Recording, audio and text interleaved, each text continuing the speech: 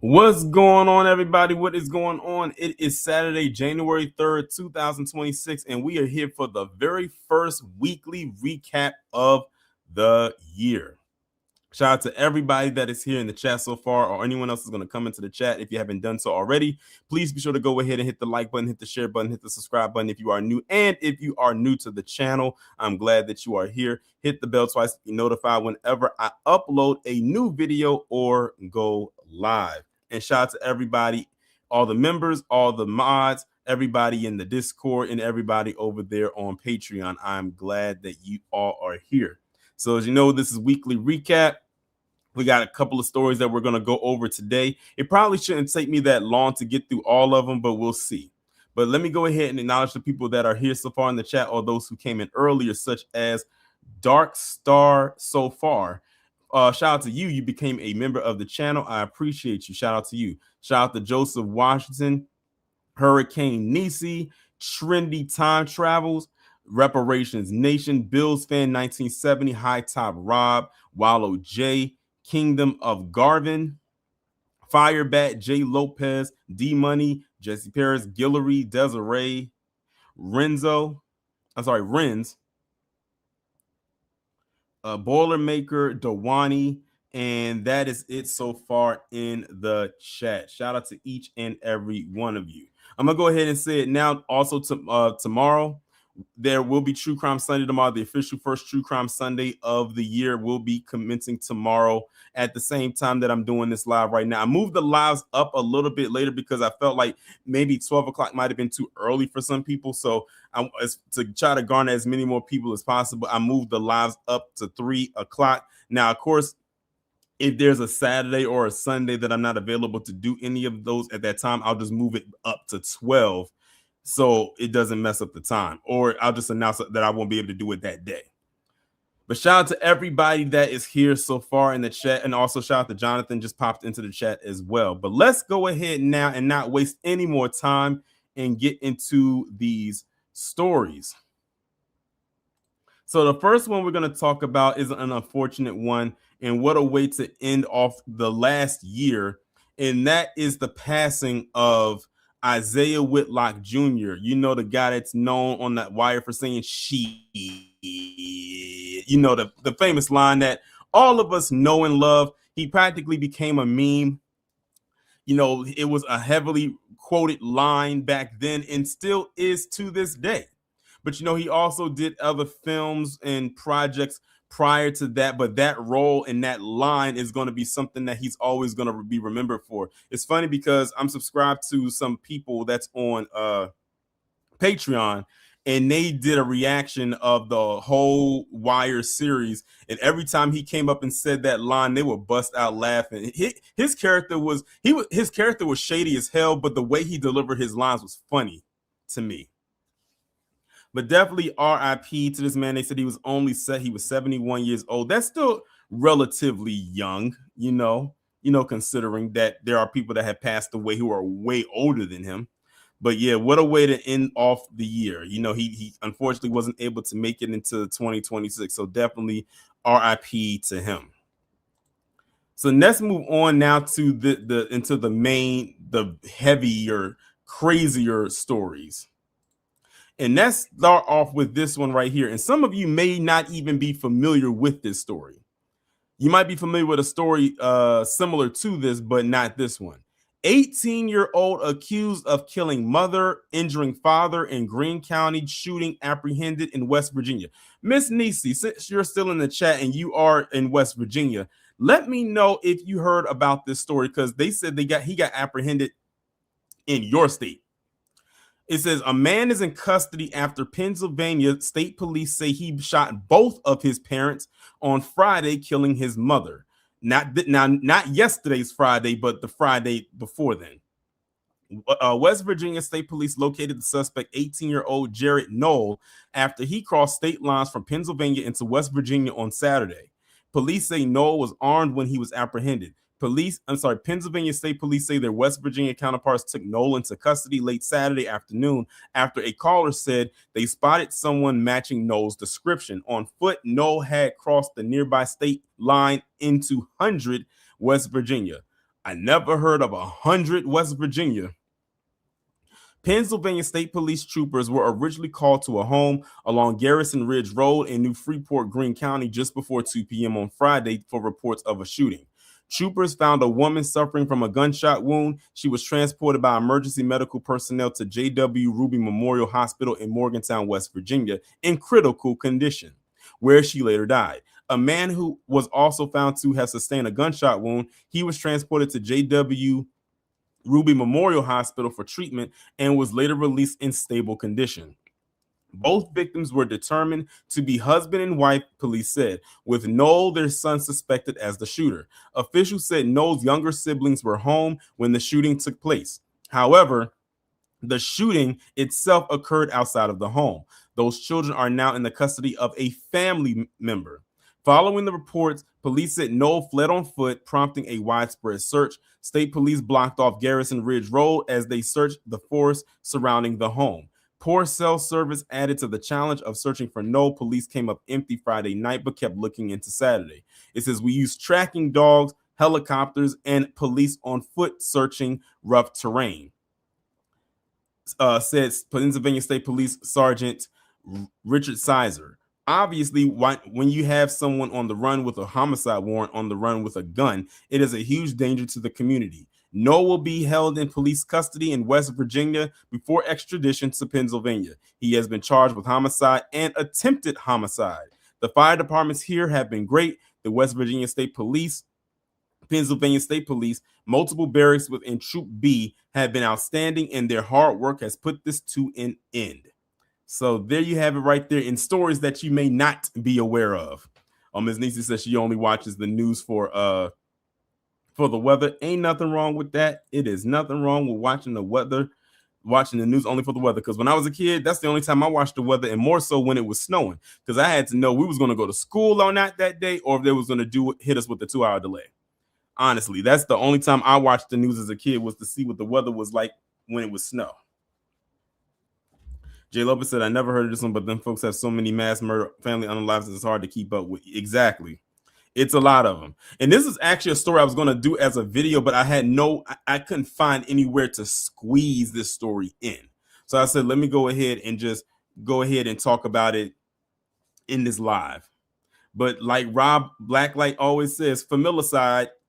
I mean, you had what happened with Rob Reiner and his wife at the hands of their son like a week before this, and then you have this.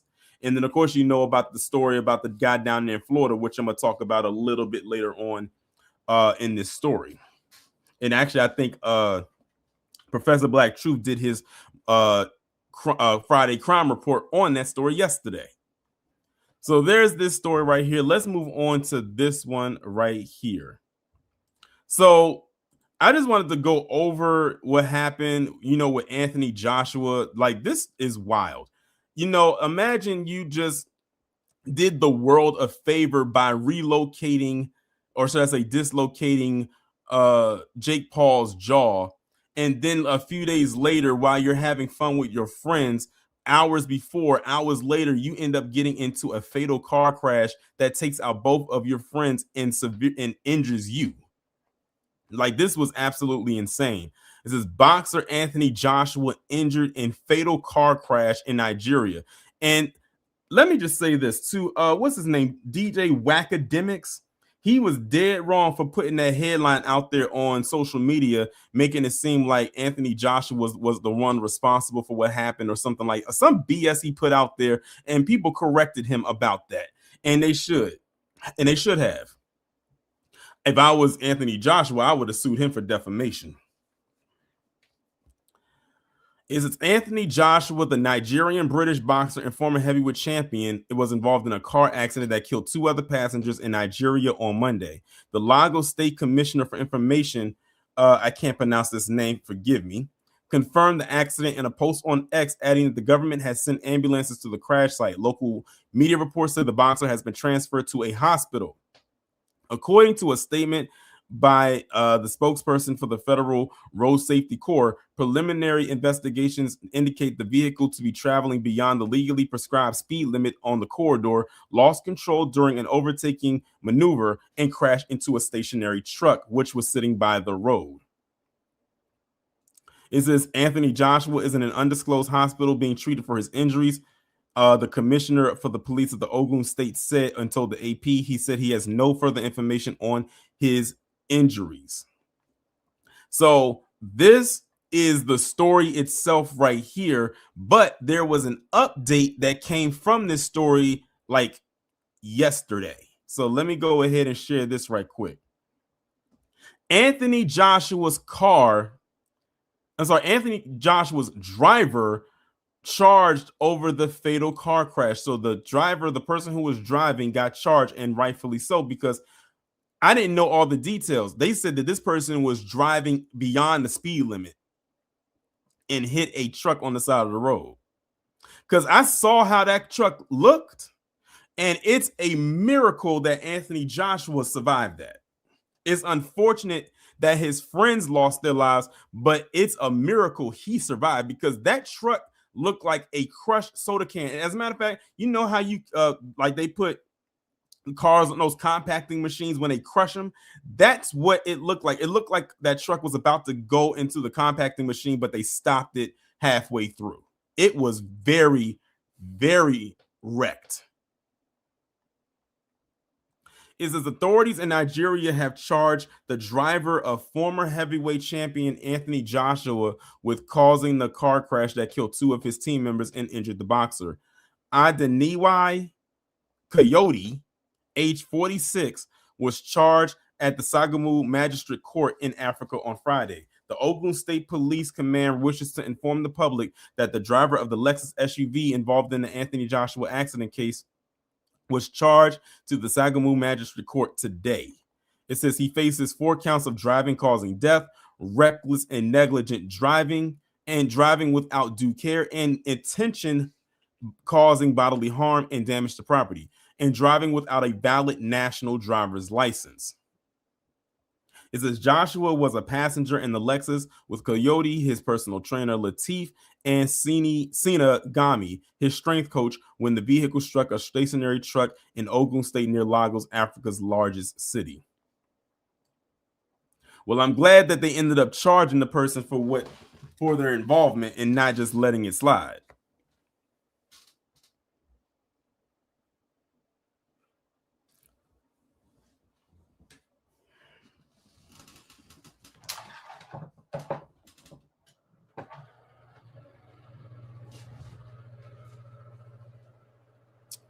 Yeah, so that's the update that's coming from that. But prayers out to his friends, for losing, after losing their lives like that. And they literally showed video of them playing ping pong hours before this happened, literally the same day, like 7 hours before. It's just crazy. That just shows you how crazy life is and how fast it can hit you, no pun intended, in the blink of an eye. But let me move on now to the next story. And this one's involving Tyler Perry. Tyler Perry is back in the news again for allegedly the same thing what he was in the news the last time. Apparently, someone is out there saying that Tyler Perry has done something inappropriate with them. And I'm gonna be honest with you, I don't really believe this. I'm gonna be completely honest with you. Something about this seems very shaky to me. But let's get into it. Tyler Perry is facing growing uncertainty as 2 sexual assault lawsuits place the entertainment mogul under intense legal and public scrutiny. Once celebrated as a symbol of Black ownership and success in Hollywood, Perry now finds his legacy challenged by allegations from actors who claim he abused his power. With his accuser's lawyer warning that more lawsuits could follow, the situation appears far from settled, raising serious questions about what comes next for one of Hollywood's most influential figures. Now, pay attention to just how the verbiage is used there. That means, I got a question in the chat. Do you think that Tyler Perry is guilty of whatever they're trying to go after him with, or do you think that this is a witch hunt? I mean, because we've seen this play out so many times before. It says Perry is now confronting 2 separate assault lawsuits, both accusing him of exploiting his influence in Hollywood to abuse aspiring male actors. The first lawsuit was filed in June, and the second lawsuit followed 6 months later, intensifying the legal pressure surrounding the media mogul. Unfortunately, the Hollywood icon, his legal troubles may be far from over. Recently, Jonathan Delshid, the attorney representing both accusers, made it clear that the situation could escalate further. Speaking to the Hollywood Reporter, he said there's now 2 of these lawsuits and there may be more coming. As the Blast reported, Tyler Perry was hit with his first major sexual assault lawsuit of the year earlier in June. Actor Derek Dixon, who worked on Tyler Perry's television series The Oval and Ruthless, filed a lawsuit alleging unwanted sexual advances, misconduct, and harassment while working on the set. In detail, Dixon claimed that the filmmaker offered him a 2-episode role in Ruthless after taking his number and promising to get in touch in 2019. The actor alleged that the following year he visited Perry's home in hopes of establishing a friendship that could lead to more acting roles. However, things allegedly did not go as planned. Derek Dixon recalled spending the night as he was too intoxicated. While asleep, Perry allegedly got into the actor's bed and made sexual advances at him, which Dixon claimed he rejected. The 35-year-old also recalled receiving sexual texts from Perry while filming The Oval. He says, according to reports, Dixon allegedly told Perry off quietly, even though he feared his career would be impacted. Following the filing of his $260 million lawsuit, Dixon appeared in his first televised interview in ABC News Live anchor with Lindsay Davis. The network dropped a teaser for the interview on Instagram, which sparked a ton of backlash from Perry fans. Many users slammed Dixon for trying to exploit Perry, calling his claims BS. One person wrote, "This man is lying." A second fan shared that they couldn't trust Dixon as his accusations sounded made up. A third fan commented, "I don't see Tyler Perry risking his empire on a sexual encounter unless he was sure all parties agreed. It's just too risky unless it didn't turn out the way that the man intended." A fourth user noted, "Boy, you sound like you lying. Stop it. And who is this lady interviewing him? Look like she's from 1986. People are ruthless on these social media streets. Is the legal challenges for Tyler Perry escalated dramatically on December 26, 2025, when a second lawsuit was filed by actor Mario Rodriguez, who appeared in a minor role in Boo: A Madea Halloween. Rodriguez alleged that the sister's star subjected him to unwanted sexual advances and alleged misconduct over the years, claiming interactions occurred between 2014 and 2019 and that those encounters took place under the guise of career opportunities. In his complaint filed in the Los Angeles County Superior Court, Rodriguez is seeking at least $77 million in damages for sexual assault, sexual battery, intentional infliction of emotional distress, and other harms. Notice that they're going after all of this money instead of actually going after the person that allegedly did this to him. So that's why many people are going to look at this like, okay, this sounds like a money grab.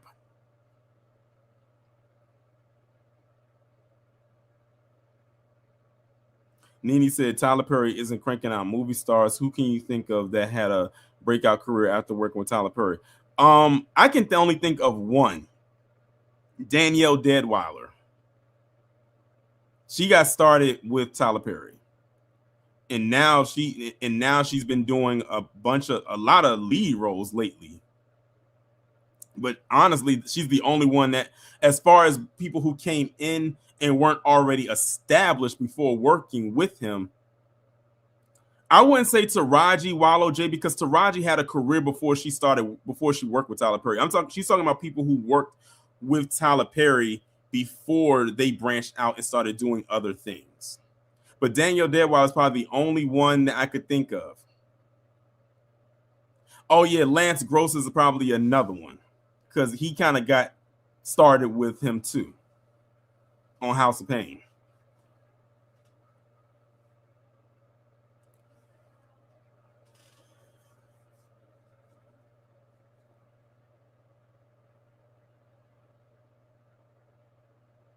I would have said Keke Palmer, but the first time I saw her was in Barbershop 2. But like I guess you could say those kind of came out around the same time.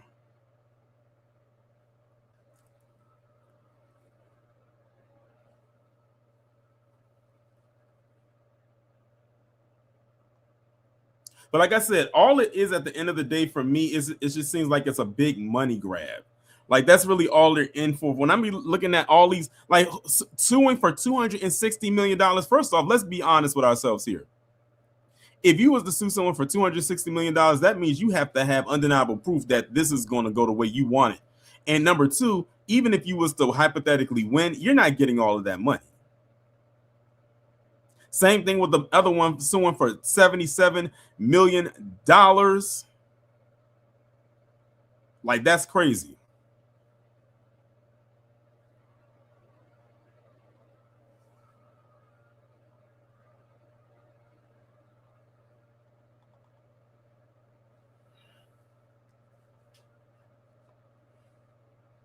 So yeah, well, I don't know if this is one we'll keep up with or not, but they'll find a way to keep throwing it in our face, I suppose. Let's move on to one of the bigger stories that happened this week. Now, like I said, if y'all are following Professor Black Truth, which I assume many of you in here are, y'all have definitely heard about this story. Now, News Channel 8 at 10 on the CW Tampa Bay, sponsored by Farah and Farah. Good evening. I'm Paula Suro. Thanks for joining us for News Channel 8 on the CW Tampa Bay. 2 people are dead and a young girl is in the ICU after a murder-suicide in Polk County. Sheriff Grady Judd says the crime is so heinous, even his own homicide detectives were horrified. News Channel 8's Ryan Arbogast has reaction from law enforcement and from people who knew the victims.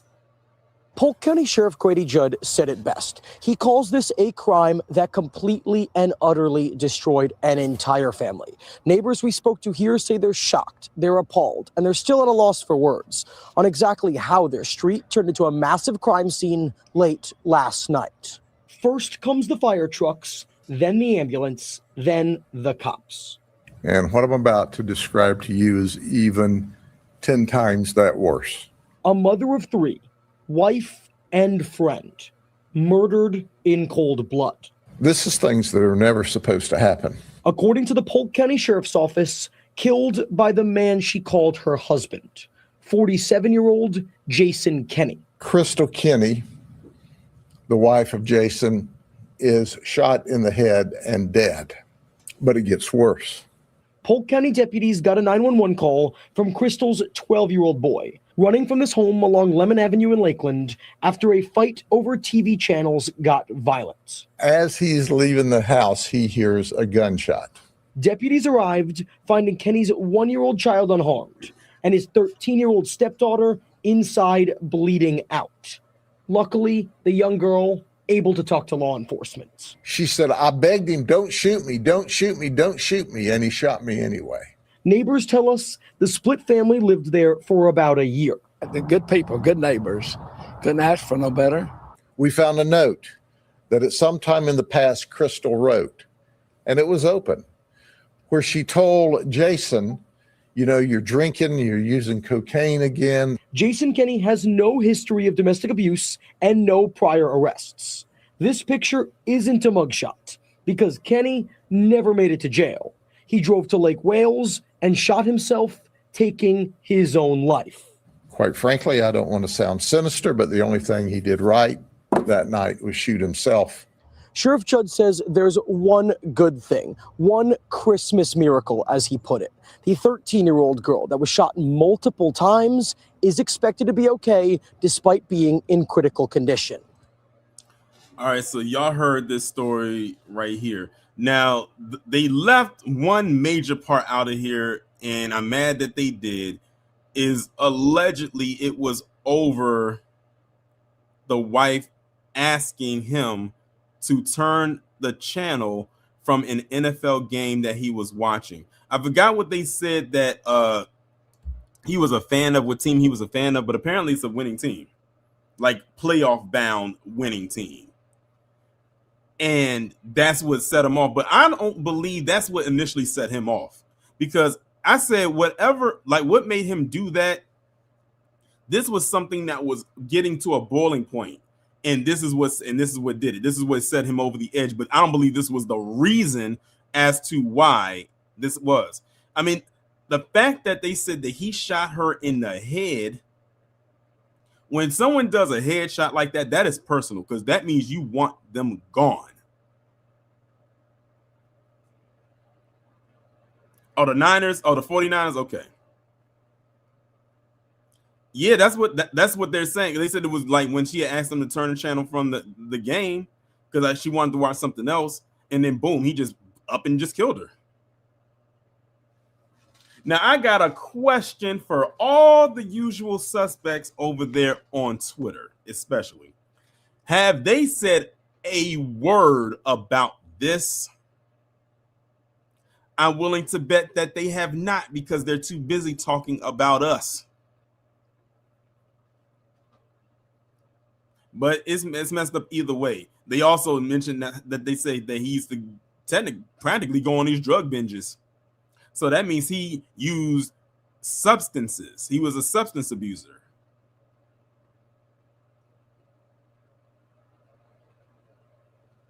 Exactly, man. Samusa over. I'm gonna say allegedly the football game because I just really believe it was more than that. But you know what they say? Dead men don't talk. So the thing is, we'll never really know what really set him over the edge. Because like I said, I can't believe it was just over that football game.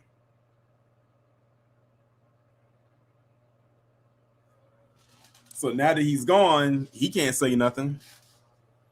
The only words that they're gonna get something out of is the stepdaughter, because I believe they say he has a son that from a previous relationship, but he got away.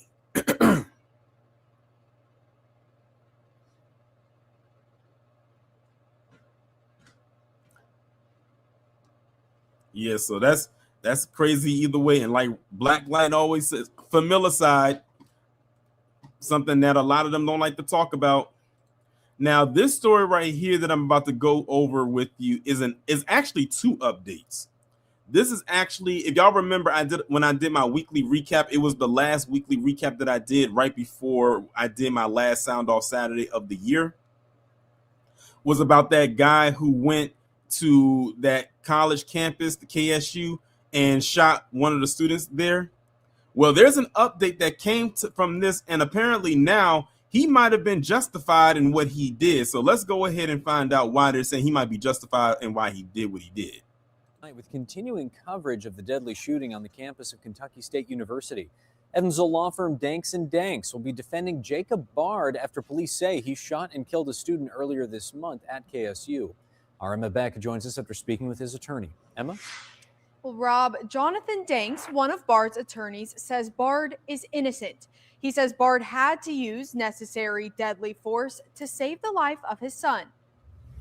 Evansville law firm Danks & Danks will be defending Jacob Bard after police say he shot and killed a student and injured others at Kentucky State University. As an attorney, it's really difficult to see somebody like Jacob go through this when you feel very strongly that what they did was lawful, to know what kind of person they are.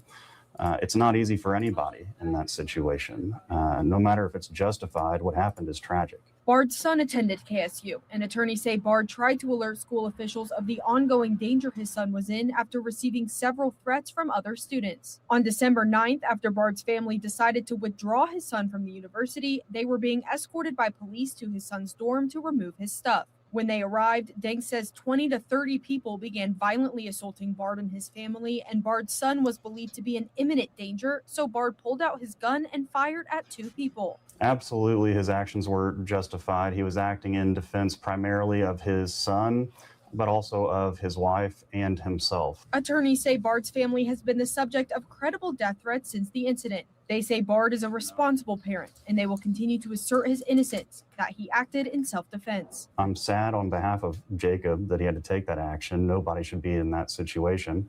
I feel anger for him that he's being put through all of this, that he's had his character questioned, his motives questioned, and his actions questioned when he did what any parent would do for their kid in that situation. Well, a grand jury is meeting tomorrow in Franklin County, Kentucky, to consider indicting Bard for murder. Danks says if Bard is indicted, the firm will continue to defend him and assert his innocence. All right, so there you have it right there. Now, that's an interesting turn of events right there that I didn't see coming. So remember, this guy drove all the way to KSU and an incident unfolded in which a person ended up losing their life, and then they got hauled off to jail, and that was the last time you heard about it. But then they said, oh, hold on, there might be some reasoning here for why he actually did what he did, and now we're going to prove that this was an act of self-defense and not just flat-out murder. Now, remember what I said about this? I had 2 updates with this story. Well, here's the second update to this story.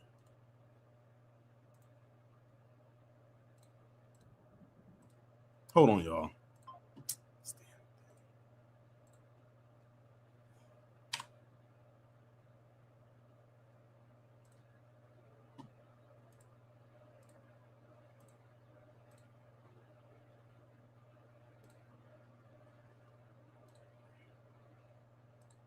KSU shooting victims has been arrested after a warrant was issued for his arrest.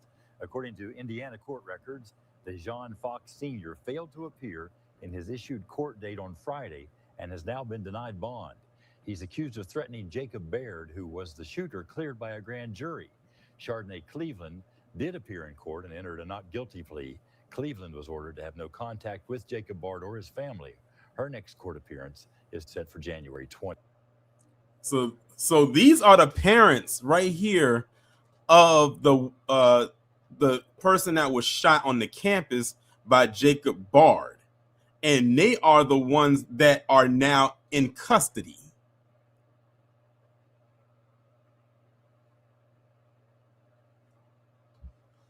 Man, this story got more twists and turns than a damn maze.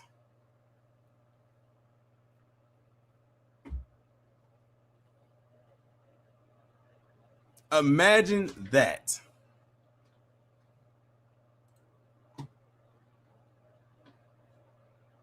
And see, now the dad done made himself look bad because he didn't appear in court for his court date. And they had to issue an arrest warrant for him. So he just put himself in a very bad position. Now, the mother showed up. She was there. But he didn't.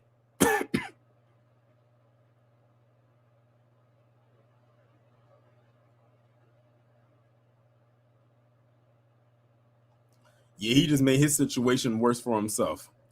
It is what it is. I'm gonna try to see if I can stay up to date with this story, because this is crazy.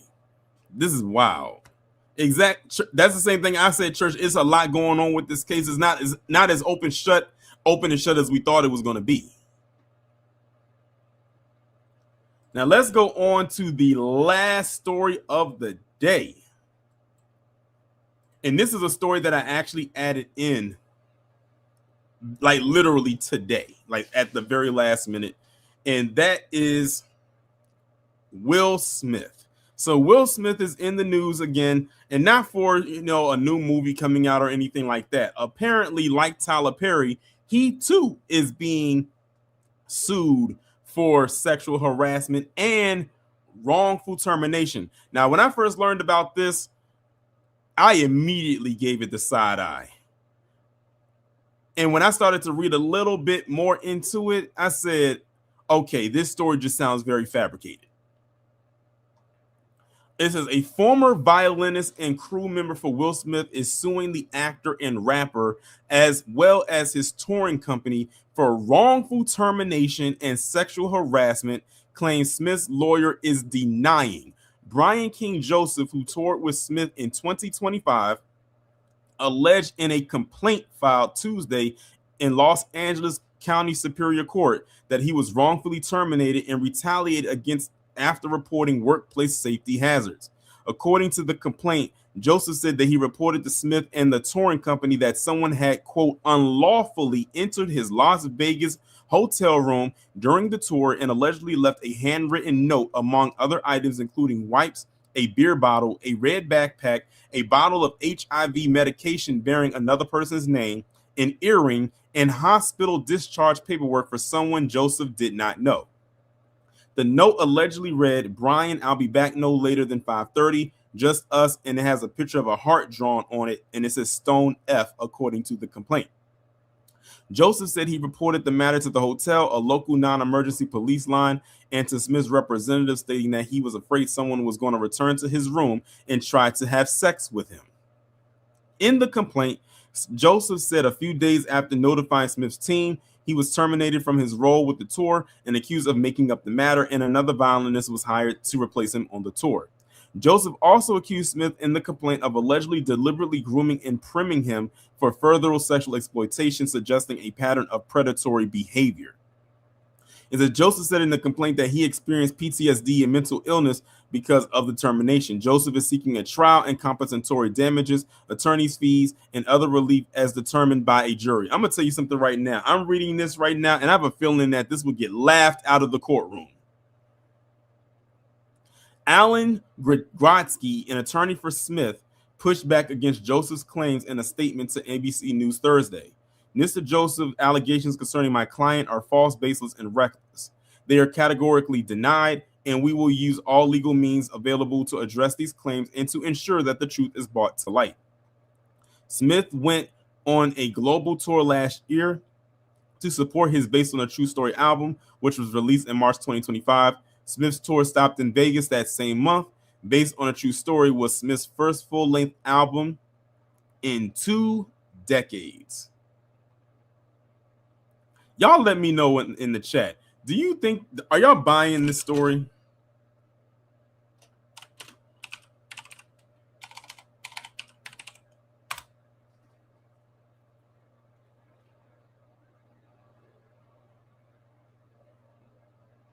Because something about this just doesn't seem right to me.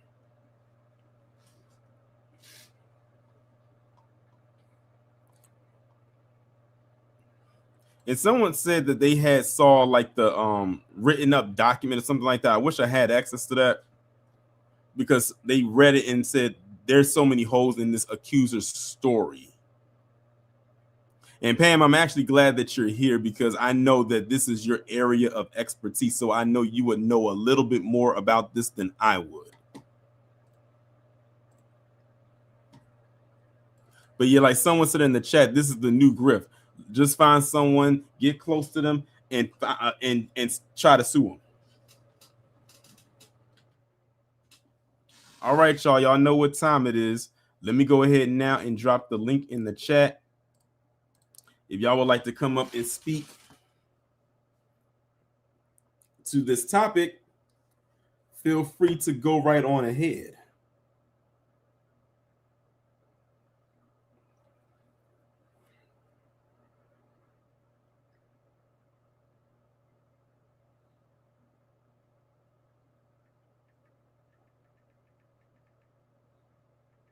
Hold on, y'all.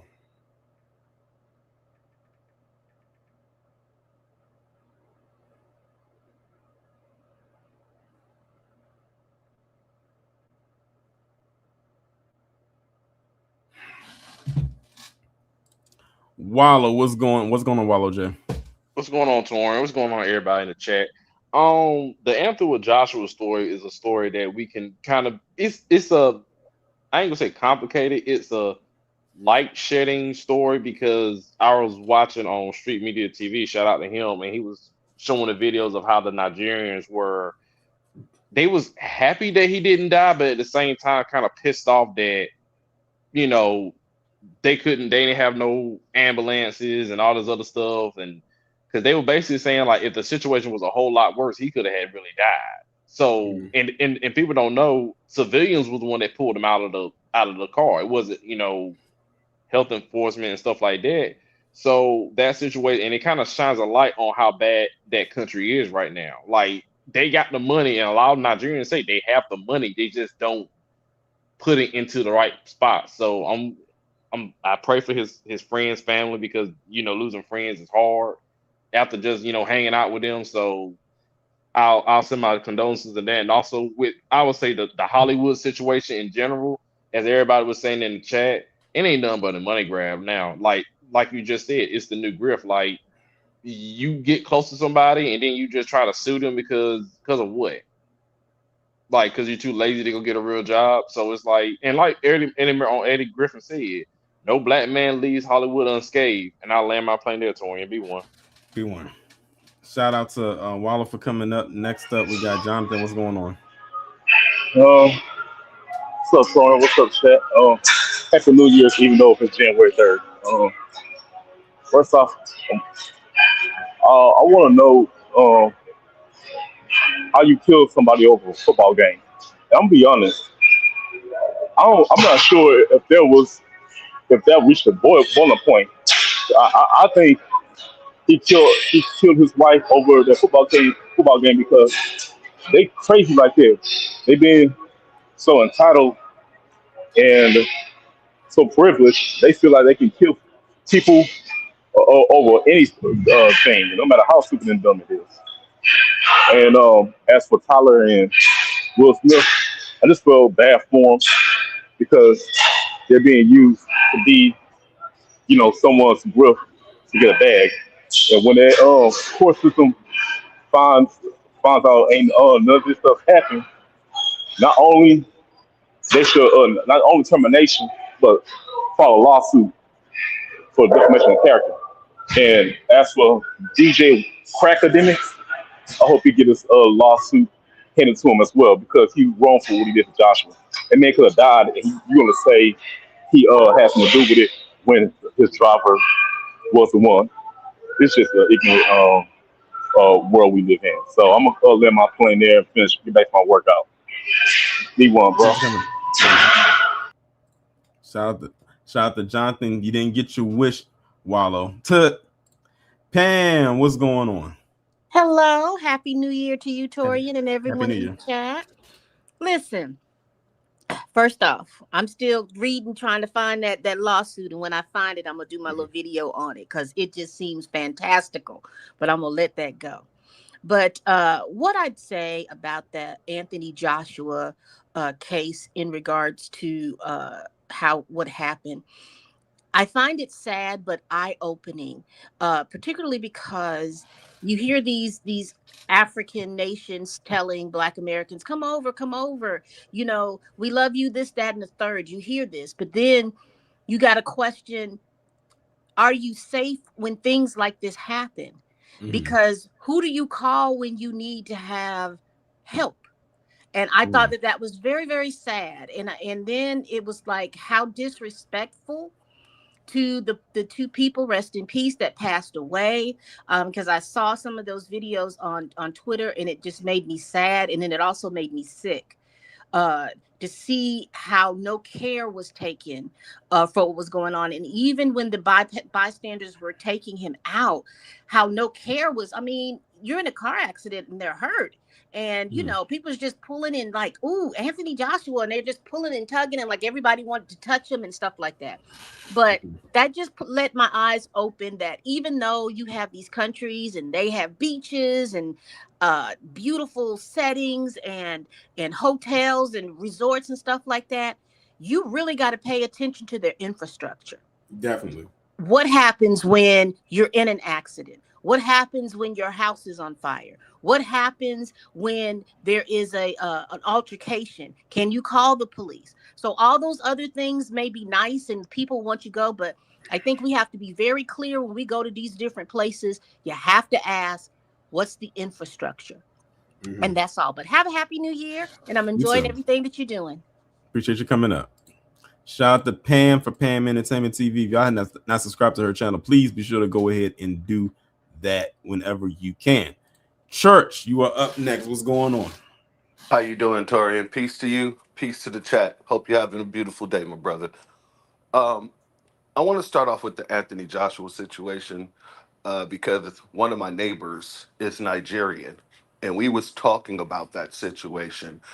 And apparently, I was asking him. I said, "Why wasn't there any paramedics?"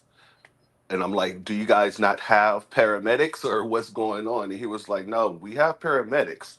He said, "But the location where Anthony got into the accident," he said, "that location in itself," he said, "that's like driving through Texas and going into a rural area." He's like, they were driving in an area where there was literally nothing. So from his point of view, is that it's like driving through Texas and they went to a rural area, and that's why the paramedics wasn't able to get to him as quickly as they should have. Which kind of makes sense. But also the Will Smith thing, I'm very interested in that case. From my understanding, it's a very weak case, and hopefully Will don't do what most um, celebrities are convinced to do, which is settle. because that's going to put a black eye on him. Yeah. He should just let this play out and let them prove their case. And in civil court, it doesn't take much. It's not like criminal court. They don't have to prove it beyond a reasonable doubt, but still, they still have to prove it to a substantial level. And a lot of the things that are quote unquote being claimed, it just seems like a grift. It seems like, like I said, it's the new grift. Find somebody who is incredibly successful and throw that title on them as a pervert. and the courts can't really deny it. They have to look into it. But I'll land there, family. No Appreciate you wallow, coming. not today. Appreciate you for coming up, Church. And to go on with people like Will Smith and like different celebrities, many of them have various lawyers that tackle different things. Like you don't have that one size fits all lawyer. But the thing is, when it comes to being a lawyer and attorney, there isn't a one size fits all. Like you have different attorneys for different things. You have money lawyers, you have tax lawyers, you have of course criminal lawyers, federal lawyers. Like you have lawyers who are based in every type of thing. And I'm sure Will Smith has plenty of lawyers that cover all their bases, and that the one who's working with him with this one is the one he plucked and said, hey, we got this situation and I need you to handle it. All right, next up we got Denzimus. What's going on? Oh, what's good, my guy? Happy New Year's. Happy New Year's. So I wanted to talk about something else real quick. It does have something to do with the Anthony Joshua situation, but it doesn't. I just find it funny that after this situation happened, the I Show Speed had that little situation where he went to the continent, and now you have all of these Africans, Caribbeans, or whoever tethers talking about how good Africa is. And while I don't disagree that the whole continent as a whole is, horrible or anything, situation like the Anthony Joshua situation opens my eyes to how they don't really have their weight up yet. And I just want us, if anybody goes over there, obviously we all know, just to be careful and everything. I just find that really funny how that happened. Like they're trying to convince us to, go over there and do whatever on the continent, and they don't have their stuff together, as we saw with the Anthony situation. And then as far as Tyler Perry goes, I'm not gonna say whether or not these people are telling the truth or not, because I don't know. At the end of the day, I wasn't there with these situations. But all I'm gonna say is, if you get assaulted, people, you need to go to the cops immediately instead of doing all this other stuff behind the scenes, trying to blatantly money grab, because it's obvious at this point. Every time a celebrity is caught up like this, it's always for the money, which I guess, okay, to a certain extent, get your money, but with them type of situations, just file a police report as soon as possible. And that's it. Be one. Look at before you, because it's interesting that you brought that up. And right at the same time, Pam had looked this up. She says she found it. The attorney for the Tyler Perry cases is the same lawyer for this case as far as the Will Smith one. So they got the same. So basically, there's like another Gloria Allred. Oh, okay. Isn't this the same person that sued Jay-Z too, or is that No, that's Tony. You think of Tony Busby? That's somebody. Okay. Tony Busby is another ambulance chaser too. Okay, because I hope I'm not running out of time, but yeah, I that's another thing. They need to start suing these lawyers too, because this clearly is so obvious that they're grifting as well. Yeah. Because I don't understand how they're able to get away with it, but whatever. Hollywood is just a shit show. I don't even really like to wrap my mind around. But that's it. Be one. Yeah, shout out to Denzimus for coming up, and shout out to Pam for pulling that up. Because the thing is, I had heard that they were the same lawyers, but I couldn't find it. And that's what I was trying to look for to put it in here, but I couldn't find it if it was confirmed or not. But knowing that they got the same, Jonathan Delshad is the lawyer, so they got the same lawyer. Okay, now people going to look at this very suspiciously. Like, y'all got the same lawyer. Ironically, both people you're going after happen to both be black men. They both happen to be great in their craft. It's a lot of money involved, and y'all have the same attorney and the lining up is the same, like, okay, and almost around the same time.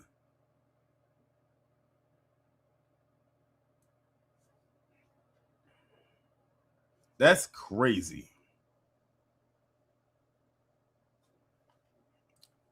Buzzer, oh, right as soon as I was about to bring him up, he fell right off. I don't know what happened.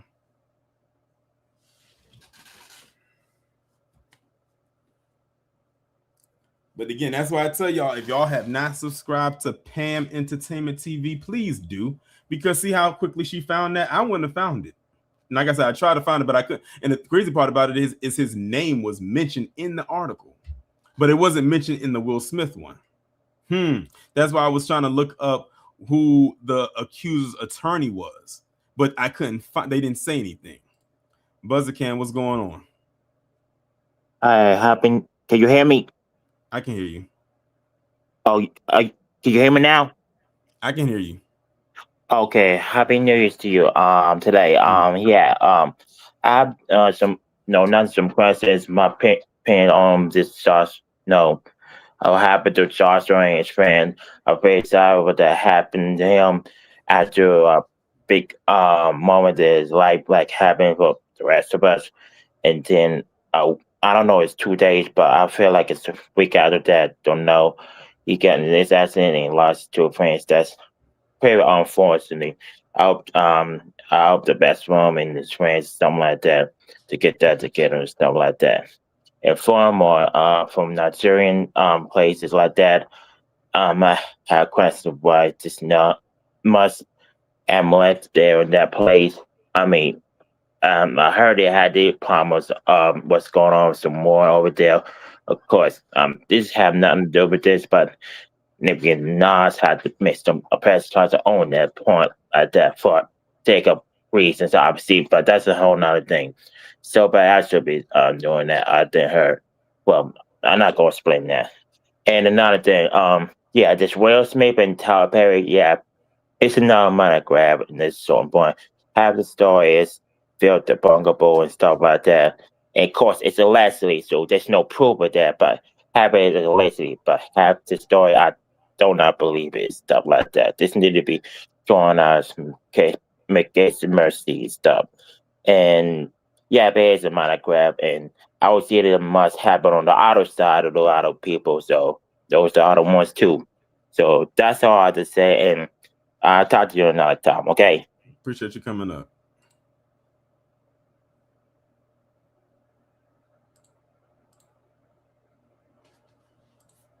Emmanuel said, call him in black. Division 6. Yeah, maybe they can help out with this. I don't know. But yeah, like I said, it's all, in my opinion, it's all a money grab. And by the way, not to I just had to put it out there. The person who is accusing Will Smith of whatever it is that they claim is in the academy. Like, I saw his picture and I said, I don't even have to question it. Not that that means much of anything, but I that's added context. Some of y'all probably saw his picture and was like, oh yeah.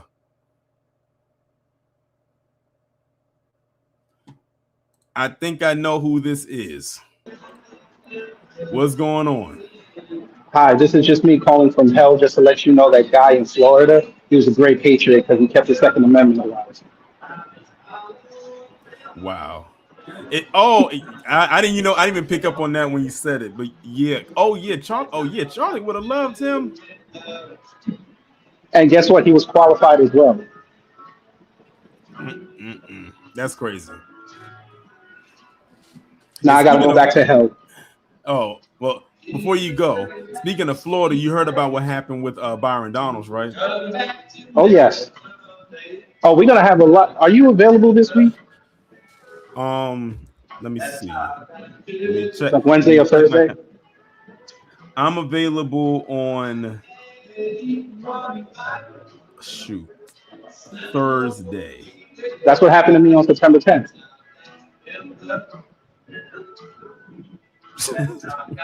Wow. But yeah, that thing with Byron Donalds is crazy. Now you know that's something if somebody who is not black is calling you a tether. Oh yeah. Oh, we That gotta. means No, I gotta. I gotta. that means they Oh yeah. listening. They listening. They are listening. Yeah. There's a lot going on with that man. Yeah. Yeah, 'Cause, but like I said, I should be available on Thursday. oh wait. What's all behind the scenes? Yes, sir. But yeah, I gotta go back to hell. So all you patriots and everything, Amfest 2026. I don't know where it's gonna be yet. Probably somewhere where we could do pyro. But yeah, I'll see y'all later. Turn the gas up, please. All right, shout out to KG for coming through. I was gonna ask him, did you come back to say hi to your widow and see all the ruckus that she's been kicking up in the dust she's been kicking up since she's been gone. But yeah, in case y'all don't know, this person, I don't know who it is, but he ain't black. But he referred to Byron Donalds as a tether and a slave. And that's probably what KG was talking about, like asking about my availability.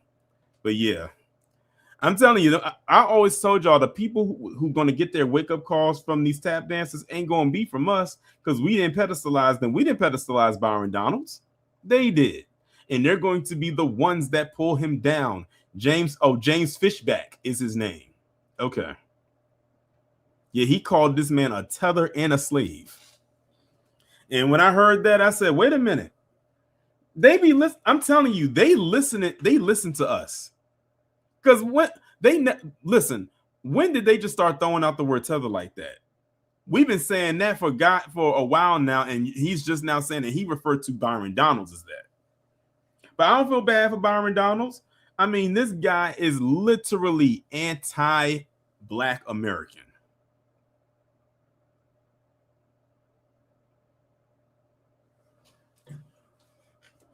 But 2026 is going to be a very interesting year. We are only on weekend number 1 of several to come. And guess what, KG?